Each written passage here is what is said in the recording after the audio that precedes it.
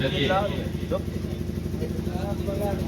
آپ لوگ درود پاک پڑھیں، اللہم صلی علی سیدنا مولانا محمد مادن الحمد والکرام وآلہ الکرام اپنی کریم مبارک وسلم صلاۃ و سلام دائما علیک یا رسول اللہ صلی اللہ تعالی علیہ وسلم۔ کسی بھی ناگہانی آفت پہ مصیبت میں کبھی ہنسا نہ کرے، کسی کے ساتھ بھی پیش آئے، کیونکہ ایک جو انسان جو کھایا اس کی تکلیف، بس آپ اگر ہنسیں گے تو اور دینی تکلیف ہوگی۔ اللہ کے پیارے رسول صلی اللہ علیہ وسلم مسجد نبوی میں تشریف فرما نماز ہو رہی، ایک نابینا صحابی آئے۔ کوئی بھی آفت اور مصیبت تو کسی کے ساتھ کبھی بھی آ سکتی، حادثات آتے رہتے ہیں، اور یہ تو سرکار کا کرم ہے کہ کانٹا بھی چبھے اور اگر آپ صبر کریں تو اللہ تعالیٰ اس کانٹے کے چبھنے پر بھی آپ کو ثواب عطا فرماتا ہے۔ اس لیے ہم پڑھتے وہ تو نہایت سستا سودا بیچ رہے ہیں جنت کا، ہم مخلص کا مول چکائے، ہاتھ ہی اپنا خالی ہے۔ نماز ہو رہی تھی، ایک صحابی آتے ہیں، آنکھوں سے نابینا تھے، ٹھوکر لگتی ہے زمین پر آ جاتے ہیں۔ میں تو یہ کہوں گا کہ وہ صحابی رسول ہے، زمین نے ان کے قدموں کا، ان کے جسم کا بوسہ لیا، لیکن صحابہ کو بے اختیار شروع اسلام کا زمانہ تھا، ہنسی آ گئی۔ اللہ کے نبی نماز سے فارغ ہوئے، آپ نے فرمایا کہ جس نے ہنسا ہے وہ اپنی نماز بھی لوٹائے اور اپنا وضو بھی لوٹائے۔ آپ جب فقہ کا مسئلہ پڑھیں گے، علماء فقہ کے مسائل پڑھاتے ہیں تو وضو کے نواقض میں بیان کرتے ہیں، استنجا پاخانہ کا کرنا، ریح کا خروج، خون کا نکلنا،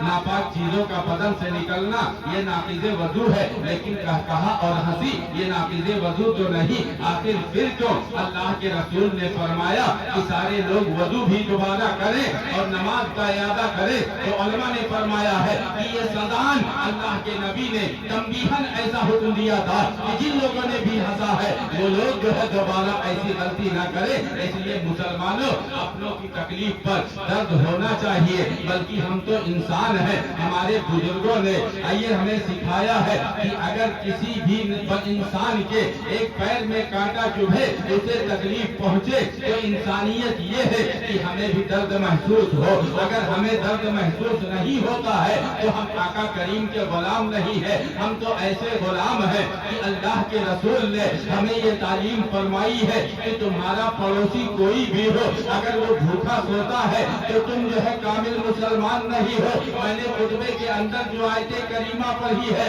اللہ فرماتا ہے یا ایھا الذین آمنوا ادخلوا فی السلم کافہ، کہ اے ایمان والو اسلام میں مکمل طریقے سے داخل ہو جاؤ۔ فقط نماز پڑھ لینا، روزہ رکھ لینا یہی کافی نہیں ہے، بلکہ نبی کی تعلیمات پر کامل طریقے سے عمل کرنے کی کوشش کرنا یہ ایمان کامل کی نشانی ہے۔ ہم اس نبی کا کلمہ پڑھتے ہیں کہ جو آپ کے قصبہ سولی سے مسافر خانہ کا راستہ ہے، اس راستے پر اگر کوئی ایک چھوٹا سا کانٹا پڑا ہو، اللہ کے رسول فرماتے ہیں کہ اس راستے سے تکلیف دہ کانٹے کو ہٹا دینا یہ بھی باعث ثواب ہے۔ اللہ کے رسول نے یہ نہیں فرمایا ہے کہ جو راستہ مسلمانوں کی گزرگاہ ہو وہاں سے ہٹاؤ، بلکہ عام راستے سے تعلیم فرما کے آپ نے بتا دیا کہ وہ ہر عالم کی رحمت ہے، اسی عالم میں رہ جاتے، یہ ان کی مہربانی ہے کہ یہ عالم پسند آیا۔ نعرہ تکبیر، نعرہ رسالت،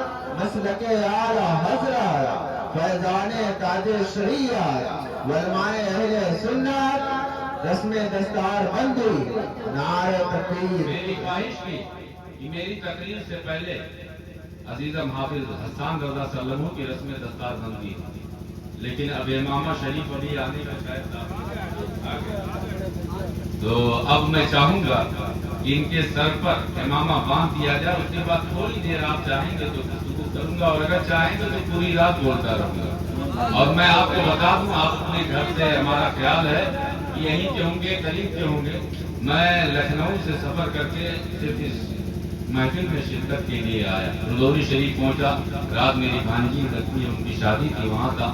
آج کئی دنوں سے شادی بیاہ اور محفلوں کی بہت بھاگ دوڑ ہے، تو میں خود بھی تھکا ہوا ہوں، لیکن الحمدللہ جب یہ سرکار کا کرم ہے، حضور کا کرم ہے کہ جب اس کرسی پر بیٹھنے کی سعادت ملتی ہے تو الحمدللہ زبان نہیں رکتی ہے.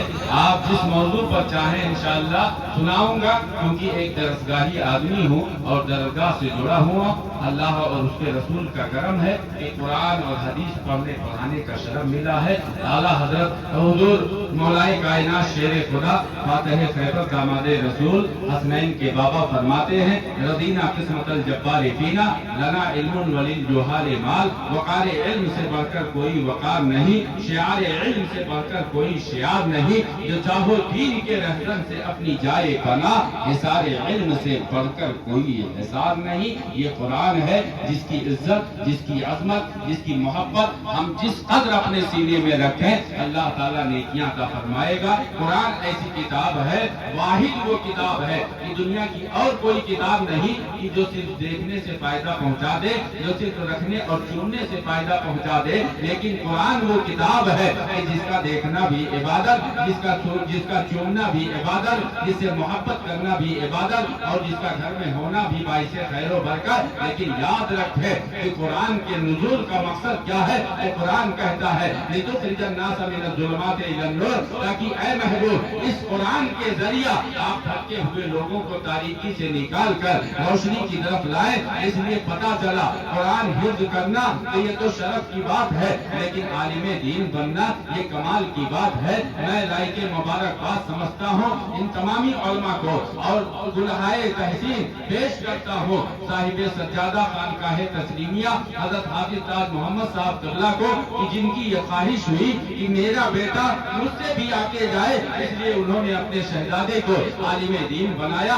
الحمدللہ دارالعلوم مخدومیہ سے انہوں نے علم دین مصطفیٰ سیکھا. وہاں کا یہ فیضان ہے کہ علم تو ملتا ہی ہے، ساتھ ہی ساتھ عقیدے کی مضبوطی کا یہ عالم ہوتا ہے کہ کبھی بھی دشمنان خدا و رسول سے وہاں کا پڑھا ہوا اتحاد نہیں کرتا ہے. اور ایمان ہی کل ہے اور اسی کے ذریعہ ہماری بخشش ہونی ہے. ورنہ یاد رکھو اگر ایمان سلامت نہیں ہے تو نہ نماز کام آئے گی، نہ روزہ کام آئے گا، نہ حج و زکوٰۃ کام آئیں گے. اس لیے مسلمانوں اپنے عقیدے کو مضبوط کریں. ایک حافظ قرآن کے اعزاز میں سارے لوگ کھڑے ہو جائیں. علماء بھی ان کی حوصلہ افزائی کے لیے کھڑے ہو کر ان کی رسم دستار بندی کریں گے. اس کے بعد تھوڑی دیر گفتگو آپ سماعت کریں.